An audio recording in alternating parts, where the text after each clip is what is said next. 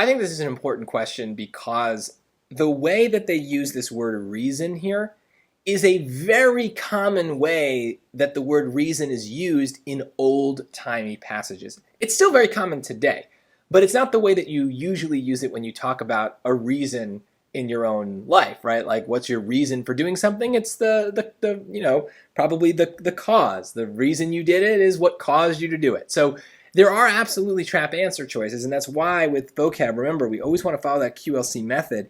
We don't really want to look at those answer choices until we've looked at the lines and tried to come up with our own sense of what's going on. So we want our own guess. This is line 35, so it's right here. It's a difficult set of lines to understand, but there's some stuff here that we can use. One great blemish in the popular mind of America and the prolific parent of an innumerable brood of evils is universal distrust. Yet the American citizen plumes himself upon this spirit even when he is sufficiently dispassionate to perceive the ruin it works, and will often adduce it, in spite of his own reason, as an instance of the great sagacity and acuteness of the people and their superior shrewdness and independence.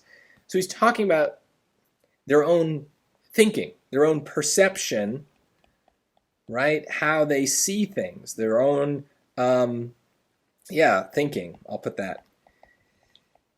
Right? So people are distrustful despite the fact that they kind of see the problem with the way that they're thinking about it.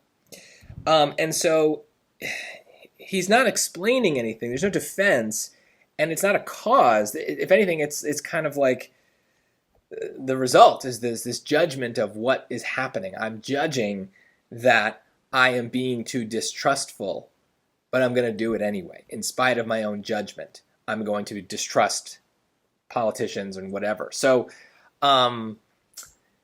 it's tricky, but this is a very common usage of the word reason. Another good kind of word to throw into this is intellect. The way that your mind works, right? So in spite of his own, intellect about the world, right? His own thinking.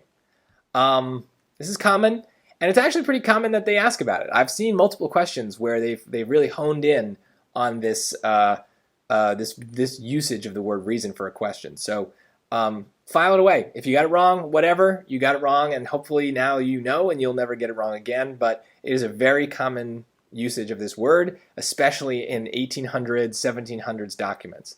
Yeah, you're going to see it again.